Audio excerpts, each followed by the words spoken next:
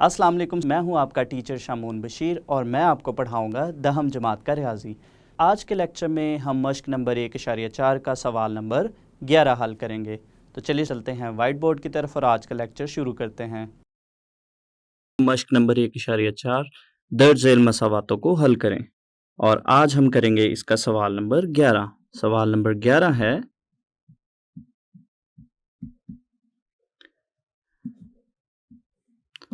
जज़र में x की कुव्वत 2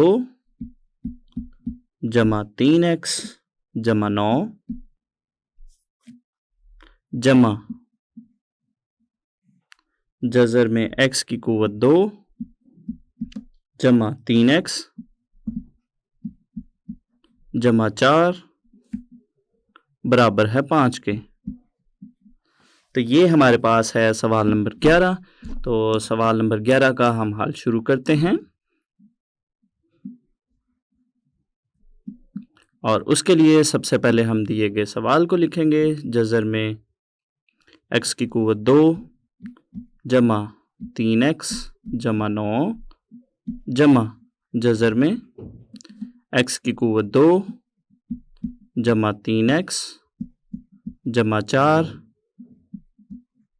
बराबर है 5 के। तो यहाँ पे अगर हम देखें जज़र में हमारे पास जो पहली दो रकूम है ये एक जैसी हैं, तो इसको हम फ़र्ज़ करेंगे y के बराबर।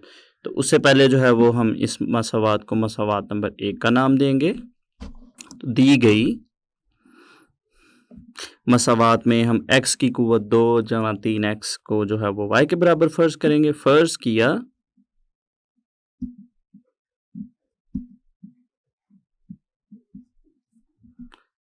x की कुव्वत 2 जमा 3x बराबर है y के।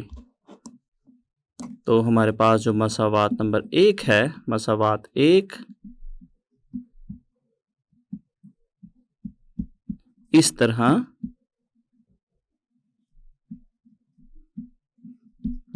बन जाती है। तो इसको हम यहाँ पे देखें तो x की कुव्वत 2 जमा 3x की जगह हम y लिखेंगे। तो ये हमारे पास कुछ इस तरह से बनेगी। जज़र में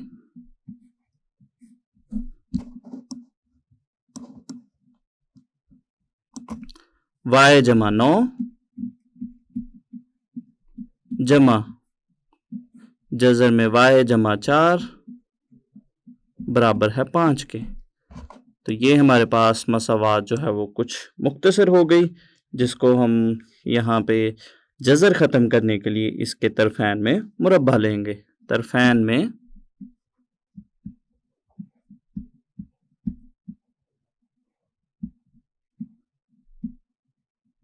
मुरब्बा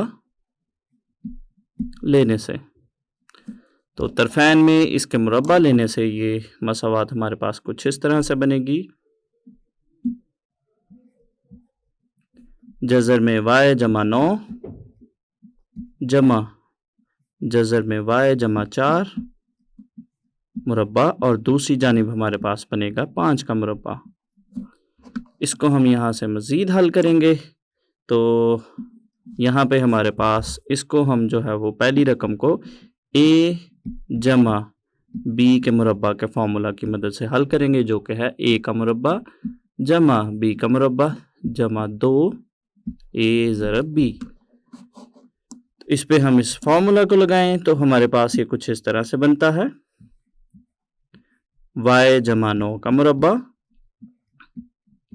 जमा जज़र में y जमा 4 का मुरब्बा जमा 2 और अगली दोनों रकूम को हम एक ही जज़र में लिखें तो ये हमारे पास बनेगा जज़र में y जमा 9 ज़रब y जमा 4 और दूसरी जानिब 5 का मुरब्बा हमारे पास बनेगा 25 के बराबर। तो यहाँ से इसको हम करते हैं मज़ीद हल। तो यहाँ से हमारे पास जो जज़र है और मुरब्बा ये आपस में कट जाएंगी, तो बाकी की रकम बचेगी y जमा 9 जमा y जमा 4 जमा 2 और जज़र की रकूम को हम आपस में ज़रब दें तो हमारे पास बनेगा y की क़ुव्वत 2 जमा 4y जमा 9y जमा 36 बराबर है 25 के। तो यहाँ से इसको हम मज़ीद हल करेंगे तो ये हमारे पास बनेगा 2y 9 जमा 4 हमारे पास 13 बनेगा जमा 2 और जज़र में रकमों को हम हल करेंगे y की क़ुव्वत 2 जमा 13y जमा 36 बराबर है 25 के। इसको हम यहाँ से मज़ीद हल करते हैं तो ये हमारे पास बनेगा 2y जमा 13 और दाएं जानिब मौजूद 25 को हम बाएं जानिब लेकर आएँ तो ये बनेगा नफ़ी 25 और इसी तरह से जज़र वाली रकम को हम दाएं जानिब लेकर जाते हैं तो ये बनेगी नफ़ी 2 जज़र में y की क़ुव्वत 2 जमा 13y जमा 36। तो यहाँ से इसको हम मज़ीद हल करेंगे तो ये हमारे पास बनेगा 2y और जमा 13 और नफ़ी 25 हमारे पास बनेगा नफ़ी का 12 और दूसरी जानिब हमारे पास है नफ़ी 2 और जज़र में y की क़ुव्वत 2 जमा 13y जमा 36। यहाँ से इसको मज़ीद हल करते हैं तो यहाँ पे अगर हम बाएं जानिब देखें तो इन दोनों रकूम में जो है वो 2 मुश्तरिक है, 2 को हम लेंगे मुश्तरिक, बाकी बचेगा y नफ़ी 6 और दूसरी जानिब है नफ़ी 2 जज़र में y की क़ुव्वत 2 जमा 13y जमा 36।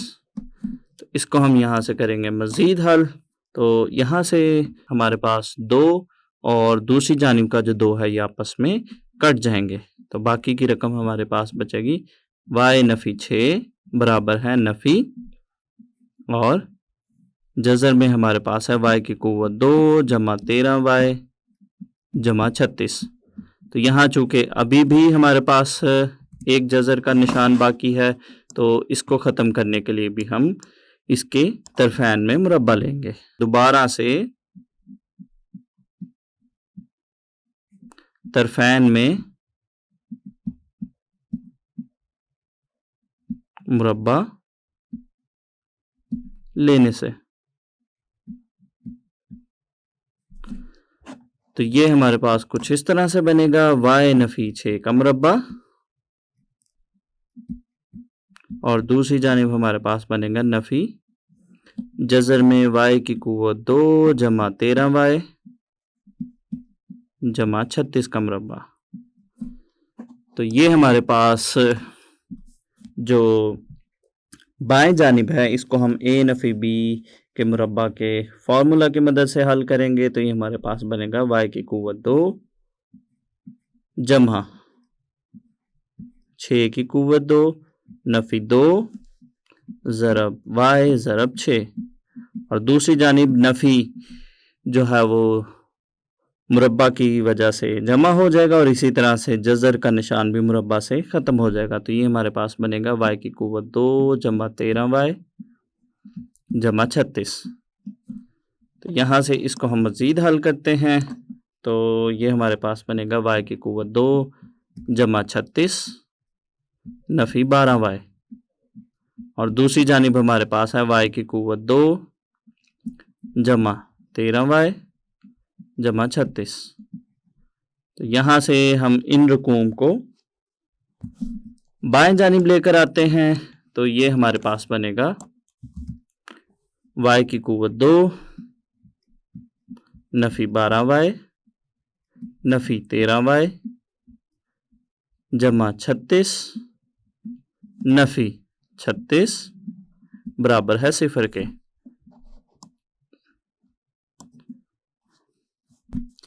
तो यहाँ पे हम दाएं जानिब मौजूद रकमों को जो है वो हम बाएं जानिब लेकर आएंगे तो ये हमारे पास बनेगा y की क़ुव्वत 2 नफ़ी y की क़ुव्वत 2 नफ़ी 12y नफ़ी 13y जमा 36 नफ़ी 36 बराबर है 0 के। तो यहाँ पे अगर हम देखें तो हमारे पास यहाँ पे जो पहली 2 रकमें हैं वो आपस में कट जाएंगी। इसी तरह से 36 और नफ़ी 36 आपस में कट जाएंगे। तो बाकी की रकम हमारे पास बनेगी नफ़ी 25y बराबर है 0 के। तो यहाँ पे नफ़ी 25 को अगर हम दाएं जानिब तकसीम करें तो y हमारे पास आ गया 0 के बराबर। तो यहाँ पे वापस जो है वो हम y की जगह x की कुव्वत 2 जमा 3x दर्ज करेंगे। y बराबर है x की कुव्वत 2 जमा 3x दर्ज करने से। तो ये हमारे पास कुछ इस तरह से बनेगा, x की कुव्वत 2 जमा 3x बराबर है 0 के। तो यहाँ से अगर हम देखें तो हमारे पास x मुश्तरिक है, तो बाकी की रकम बचेगी x जमा 3 बराबर है 0 के। तो यहाँ से हमारे पास x बराबर है 0 के या x जमा 3 बराबर है 0 के। तो एक तो हमारे पास x की रकम आ गई 0 और दूसरी मसावात में से हमारे पास x की कीमत आएगी नफ़ी 3। तो ये हमने x की दो कीमतें निकाल ली जिनकी हम पड़ताल करेंगे और इनको हम बारी बारी देखते हैं पड़ताल के ज़रिए। तो चलिए हम इस सवाल की पड़ताल करते हैं।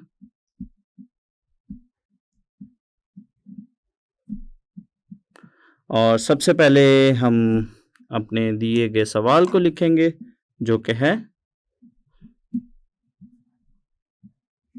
जज़र में x की कुव्वत 2 जमा 3x जमा 9 जमा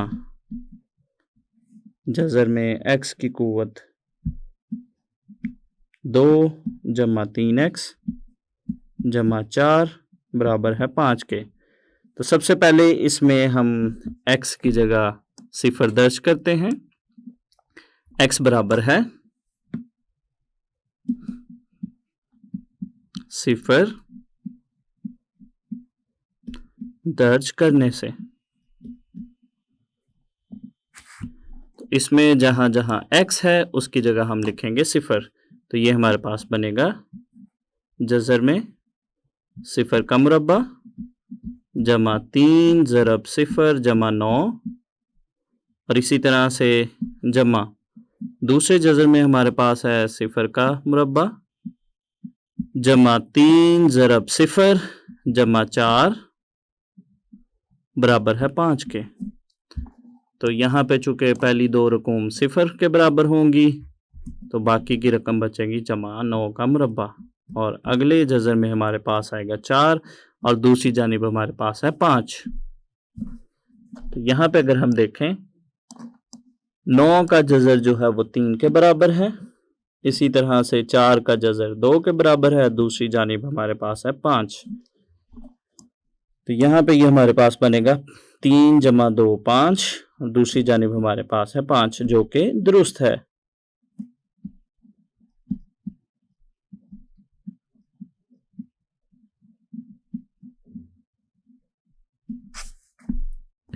इसके बाद हम x की दूसरी कीमत को चेक करेंगे जो है नफ़ी 3। तो x बराबर है नफ़ी 3 दर्ज करने से। अब जो है वो हम दिए गए सवाल में x की जगह नफ़ी 3 दर्ज करेंगे। तो ये हमारे पास बनेगा जज़र में नफ़ी 3 का मुरब्बा जमा 3 ज़रब नफ़ी 3 जमा 9। इसी तरह से दूसरे जज़र में भी हम x की जगह नफ़ी 3 लिखते हैं। तो ये हमारे पास बनेगा नफ़ी 3 का जज़र नफ़ी 3 का मुरब्बा जमा 3 ज़रब नफ़ी 3 जमा 4 बराबर है 5 के। इसको हम हल करेंगे तो ये हमारे पास बनेगा नफ़ी 3 का मुरब्बा हमारे पास बनेगा 9 इसी तरह से अगले दोनों नंबरों को हम ज़रब देंगे तो हमारे पास बनेगा नफ़ी 9 जमा 9। और इसी तरह से अगर हम दूसरे जज़र की बात करें तो यहाँ पे हमारे पास नफ़ी 3 का मुरब्बा बनेगा 9 और अगले दोनों नंबरों को ज़रब देंगे तो नफ़ी 9 जमा 4 बराबर है 5 के। तो इनको हम मज़ीद हल करते हैं। तो पहले जज़र में हमारे पास 9 जो है वो 9 से कट जाएगा, अगले जज़र में भी 9 9 से कट जाएगा और बाकी की रकूम यहाँ पे बचेंगी। जज़र में 9 जमा जज़र में 4 बराबर है 5 के। तो 9 का जज़र 3 है, इसी तरह से 4 का जज़र 2 है, दूसरी जानिब 5। तो यहाँ पे हम 3 और 2 को अगर जमा करें तो हमारे पास आता है 5। 5 बराबर है 5 के।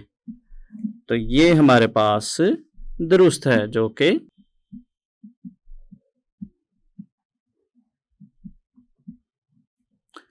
तो इसका मतलब हुआ x की दोनों कीमतें ही हमारे हल सेट में आएंगी। बस हल सेट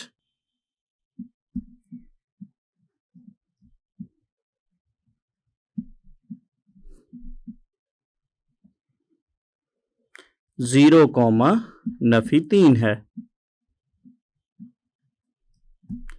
तो ये हमारे पास सवाल नंबर 11 का हल मुकम्मल हो गया और इसके साथ साथ हमारी मश्क नंबर 1.4 भी मुकम्मल हो गई। आज के लेक्चर में हमने मश्क नंबर 1.4 का सवाल नंबर 11 हल किया।